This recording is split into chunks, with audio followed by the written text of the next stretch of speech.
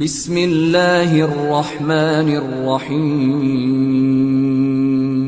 تیسری صدی ہجری میں امام محمد مہدی کے بارے میں انہوں نے یہ عقیدہ کلیم کیا کہ وہ تو غیابت میں چلے گئے ہیں اور غار میں وہ جا کے چھپ گئے ہیں اور وہ جا کے قرب قیامت میں نکلیں گے۔ تو پریکٹیکلی تو اب ایسے امام کا مجھے کیا فائدہ جو پچھلے آلموسٹ 1100 سال سے غار میں چھپا بیٹھا ہے، اور کس غار میں ہے، کیسے میں کانٹیکٹ کروں؟ نہ میں اسے واٹس ایپ کر سکتا ہوں، نہ میں اس کے ساتھ کوئی وائس میسیجنگ کر کے اس سے موجودہ زندگی کے حالات پوچھ سکتا ہوں۔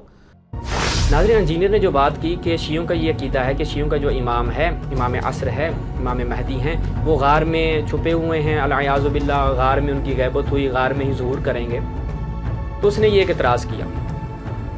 اب میں اوپنلی تا قیامت انجینئر اور اس کے جتنے بھی اس سیشن میں بیٹھنے والے افراد ہوتے ہیں، میں چیلنج کرتا ہوں کہ آپ جو اپنے آپ کو علمی کتابی کہتے ہیں، آپ نے کوئی زیادہ زحمت نہیں کرنی، فقط ایک شیعہ کتاب آپ نے پیش کرنی ہے کہ جس میں شیعہ عالم نے یہ بات نقل کی ہو۔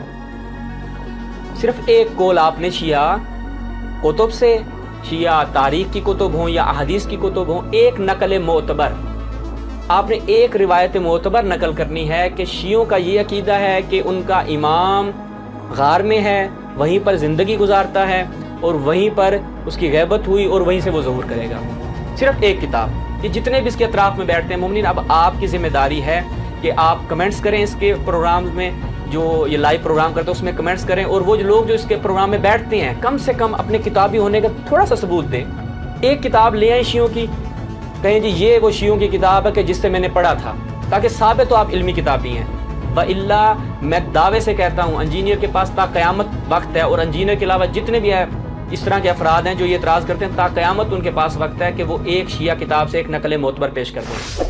آج انسان یہ سوچے، اگر میں امام زمانہ کا سپاہی ہوں اور اگر میں اپنی سوسائٹی میں گھوموں کوئی امام زمانہ پر اٹیک کرے، کون سا اٹیک؟ امام کے عقیدے پر اٹیک کرے۔ ہمارا عقیدہ ہے کہ ہمارے مولا زندہ ہیں، ہمارے اہل سنت کے بھائیوں کا عقیدہ ہے کہ امام زمانہ پیدا ہوں گے۔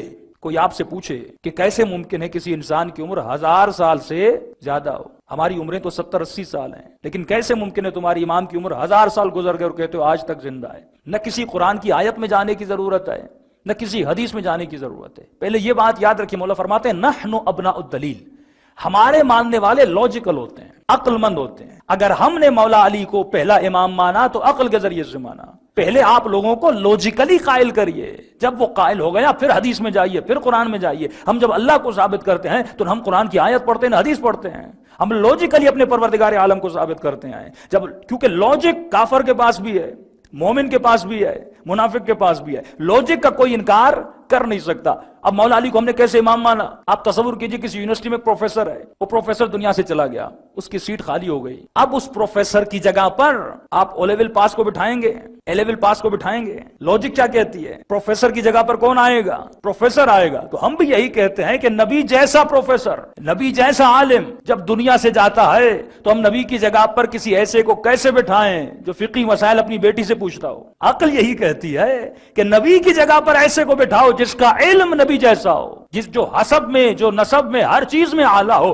یہ عقل کہتی ہے، یہ لاجک کہتی ہے۔ تو ہم نے علی کو لاجیکل مانا، ہم نے حسن کو لاجیکل مانا۔ اب سوال یہ، اگر کوئی آپ سے یہ پوچھے اتنی زندگی گزر گئی، آپ کہتے ہیں آپ کے امام زندہ ہیں، 1000 سال سے زیادہ گزر گیا، تو لاجیکل جواب کون سا ہے کہ یہاں پر 7 سال کا بچہ بھی یاد کر لے، 5 سال کا بچہ بھی یاد کر لے؟ تو ہر بچہ قرآن کی آیت کے شروع کرنے سے پہلے، کیونکہ یہ سب کا عقیدہ ہے، کرسچن ہو یا مسلم ہو، وہ سب اس ملعون سے، اللہ سے امان چاہتے ہیں۔ کیا پڑھتے ہیں؟ اعوذ باللہ من الشیطان اللعین الرجیم۔ ترجمہ کیا ہے؟ اے خدا مجھے کس کے شر سے بچا؟ شیطان کے شر سے بچا، ابلیس کے شر سے بچا۔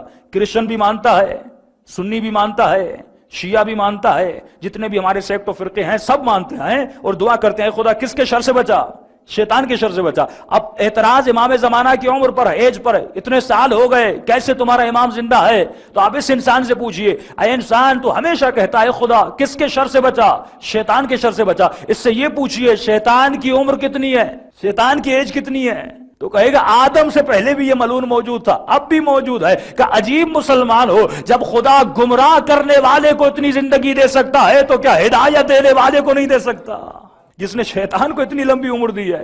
لیکن دیکھیے جو ان کا جو مائنڈ ہے وہ بھی اس طرح تو نہیں بیٹھے، वसवसे जो शैतान पैदा करता है, पूरी रातें महीने लगा देते हैं एक शुबहा बनाने के लिए, ताकि आपके जवानों के जहनों को खराब किया जाए। का ठीक है जिंदा हैं, लेकिन फायदा क्या? आप कहते हो ज़हूर के बाद मिलोगे, हम कहते हैं पैदा होने के बाद मिलेंगे। न अभी तुम मिल सकते हो, न अभी हम मिल सकते हैं। कोई फिकी मसला, कोई हिस्टोरिकल प्रॉब्लम, कोई अकायद की प्रॉब्लम पैदा हो जाए तो तुम भी अपने इमाम से नहीं मिल सकते, हम भी अपने इमाम से नहीं मिल सकते। तो जिद कैसी कि जिंदा है, जिंदा है, लड़ रहे हो कि वो जिंदा है। हम कहते हैं पैदा होगा मिलेंगे, झगड़ा ही खत्म। आप कहते हो फर्क विलादत और ज़हूर का ही है। हम कहते हैं पैदा होंगे, आप कहते हो ज़हूर होगा। अब इसका जवाब क्या दें? पैदाइशी शिया होगा तो जवाब नहीं दे सकेगा, कहेगा बाबा ने कहा था, अम्मी ने कहा था, इमाम जिंदा है। लेकिन अगर तहकीकी शिया होगा, जिसने कम से कम दिन में 1 घंटा अपने इमाम के लिए दिया हो। आज सबसे बड़ा मसला टाइम का है। हमारे पास कारोबार के लिए टाइम है, बीवी बच्चों के लिए टाइम है, लेकिन अपने इमाम के लिए टाइम नहीं है। तो अब जवाब क्या है? वाकईन इमाम से हम मिल तो नहीं सकते, फिर जिद कैसी कि वो जिंदा हैं, वो कहते हैं पैदा होगा। इसका भी सिंपल सा, आसान सा, लॉजिकल जवाब है। इंसान से पूछिए, जब इसने गुनाह किया तो आपने पूछा भाई गुनाह क्यों किया? इल्जाम किस पे देता है? कि शैतान वसवसा किया, मुझे गुमराह किया। अच्छा, गीबत की खातून ने, किसने गुमराह किया? कि शैतान ने गुमराह किया। अच्छा, इससे ये पूछिए, क्या कभी आपने अपनी आंखों से फिजिकली शैतान को देखा? एक जो मोमिन जो हाँ मौलाना मैंने शैतान को देखा था, हाँ दोपहर को वॉक पे गया था और मेरे साथ चल रहा था और मुझे कह रहा था इधर उधर देखो, मुझे गुमराह कर रहा था। है कोई मोमिन, है कोई बच्चा जो कहे मैंने शैतान को और इब्लीस को देखा है? इंसानी इब्लीसों को तो आपने देखा होगा, लेकिन हकीकी इब्लीस को किसी ने देखा? कोई नहीं कह सकता कि मैंने शैतान को देखा।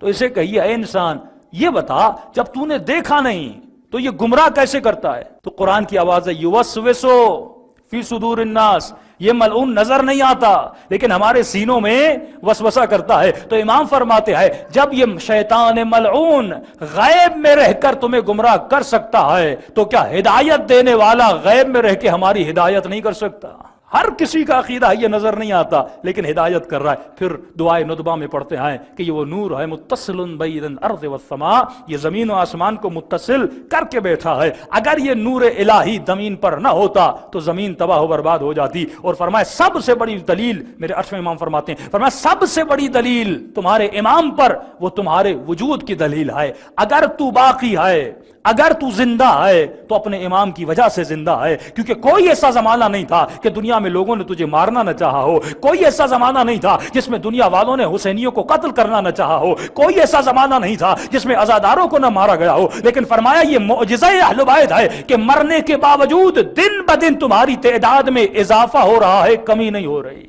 कि किसकी दुआ का असर है? तुम्हारे इमाम ज़माना की दुआ का असर है। फरमाया इन ईरान का इनकलाब ना आता अगर इमाम ज़माना की दुआ न होती, शाम और यमन इनकलाब न बचते अगर इमाम ज़माना की दुआ न होती। और फरमाया अजीब सी दुआ है कि दुश्मन अली वाले को कत्ल करता है ताकि अली का नाम रुक जाए, ताकि हुसैन का नाम रुक जाए। वो तुम्हारे जिस्मों को मौत देता है ताकि तू मर जाए, ये जिक्र खत्म हो जाए। लेकिन अली वाला भी कमाल करता है कि मरने के बाद भी एक मजलिस से अज़ा अपने घर में करवा के जाता है। सलवात पढ़े मोहम्मद व आले मोहम्मद पर।